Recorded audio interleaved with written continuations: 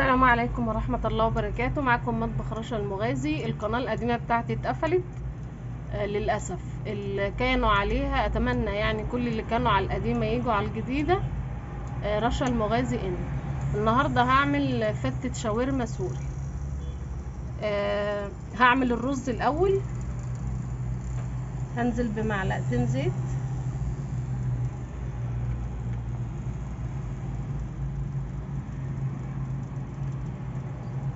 بعدين هنزل ببصلة مفرومة،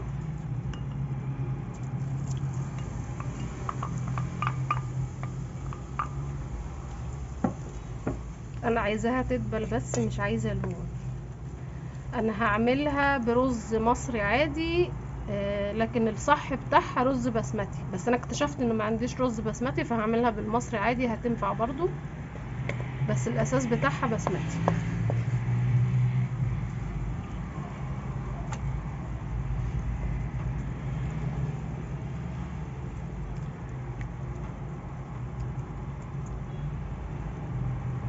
اول ما تدبل البصلة هنزل بالبهارات، اديها تحميصة برضو علشان تطلع الطعم بتاعها. دلوقتي البصلة دبلت اهي، هنزل بقى بالبهارات. معلقة ملح، نص كاري، نص بابريكا، ربع كركم. اقلبهم كده ياخدوا بس تحميصة عشان تطلع الطعم بتاعها يبقى اقوى يعني. خلاص اهي ريحة البهارات طلعت اهي. هنزل بقى بالرز مغسول ومتصفي اهو.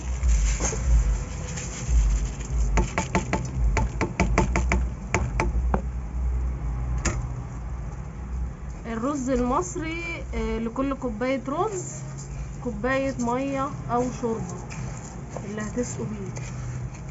انا هسقيه بشوربة، اللي ما عندوش شوربة يسقيه بمية عادي، هيبقى برضو حلو مش وحش. ما فيش حاجة ما بتنفعش يعني، كل حاجة بتنفع، دايما بيبقى فيه بدايل يعني. هشوحه كده تشويحة مع البهارات مع البصل لحد ما احس ان هو خلاص اخد تحميصة كويسة. هنزل عليه بالشوربة مغلية، ولو هتحطوا مية برضو تبقى مغلية مش ساقعة اهو كده. اتغلف اهو خلاص.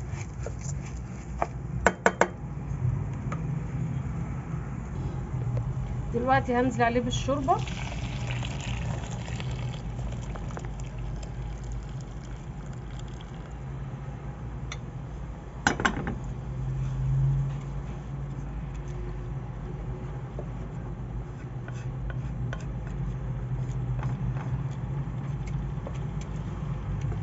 بس هسيبه بقى كده يستوي مكشوف. اول ما يبدأ يغلي ويخرم كده هغطي عليه، وهغطي عليه النار وسط بس بالشكل ده كده. ولما يستوي هنتابع مع بعض، هنشوف هنعمل ايه تاني. دلوقتي هعمل الشاورما الفراخ. انا عملت الرز معاكم، دي مقلايه سخنه اهي، حطيت فيها معلقتين زيت. لازم تبقى سخنه جدا وتكون واسعه كده، علشان مش عايزه الفراخ تجيب ميه، تبقى طعمها زي المسلوقه. دي فراخ بانيه انا مقطعاها بالشكل ده كده، وطبعا انا متبلاها لان بعين البانيه متبل، فاللي عليها ده تتبيله. هشوف كده سخنت ولا لا. اهي. هنزل بقى بالفراخ كده واحاول اوزعها على المقلايه علشان ما تجيبش ميه، وما اقعدش اقلب فيها بقى، سيبها عشان التقليب فيها كتير هيخليها تجيب ميه. انا بس بوزعها كده تبقى كلها في المقلايه كلها عشان ما تبقاش فوق بعضها فتجيب ميه. هسيبها بقى كده لحد لما تاخد لون ابيض من الناحيه اللي تحت، اقلبها بقى يعني. انا كده هسيبها مش هقلبها.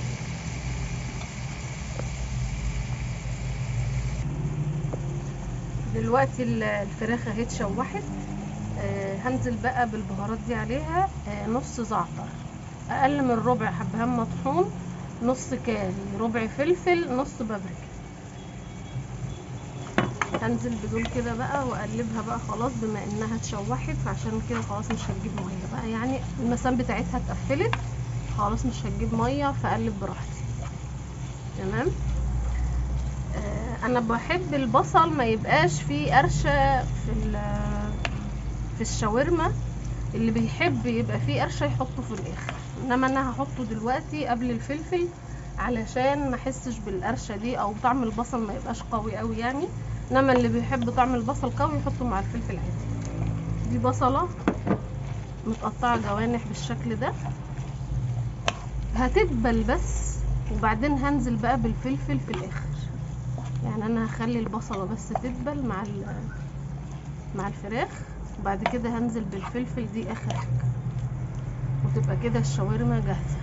الشاورما دي تنفع سندوتشات وتنفع في الفتة زي ما انا هعملها النهارده. يعني اللي عايز يعمل الشاورما سندوتشات لحد كده فتمام، نفس الخطوات. طبعا هيفضل لها الفلفل، فانا هضيفه في الاخر عشان يبقى فيه قرشه ما يبقاش مستوي يعني. فانا هسيبه بس كده ايه 5 دقايق بس تدبل البصله، وهنزل بالفلفل لان الفراخ خلاص داخله على سوا كامل اهي.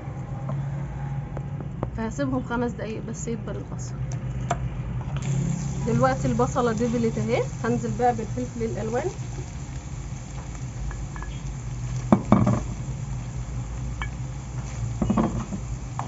ياخد بس تشويحه ريحته تطلع، مش اكتر من كده يعني. انا مش عايزاه يستوي، انا عايزه يبقى فيه قرشه. تمام.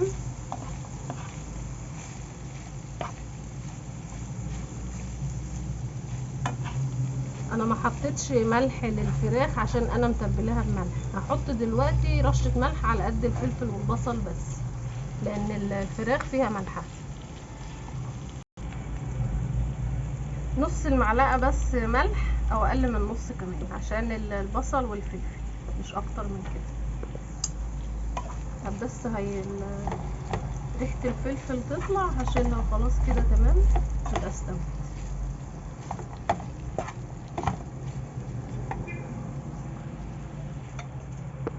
خلاص كده ريحه الفلفل طلعت اهي.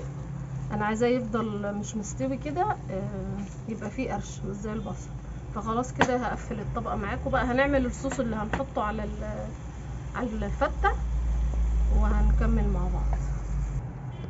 دلوقتي هنعمل الصوص اللي هحطه على وش الفته، فتة الشاورما. الفتة الشاورما دي سوري على فكرة. ده خيار انا مقشراه وبشراه بالمبشره بالشكل ده.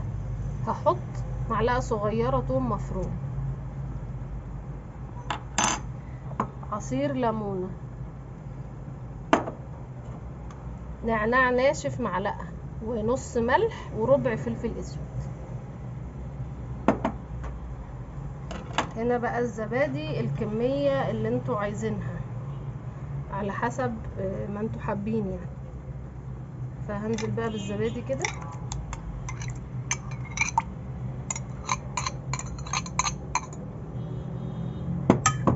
هقلب بقى كل ده كده مع بعضه.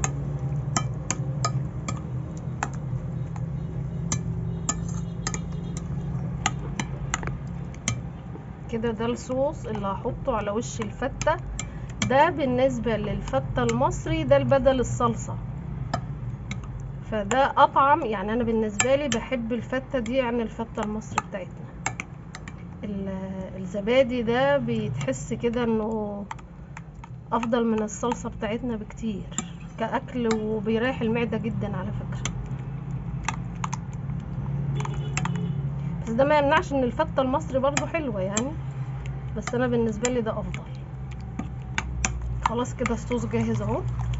ده اللي هنحطه على وش الفتة. هغرف بقى الفتة وهقدمها معاكم.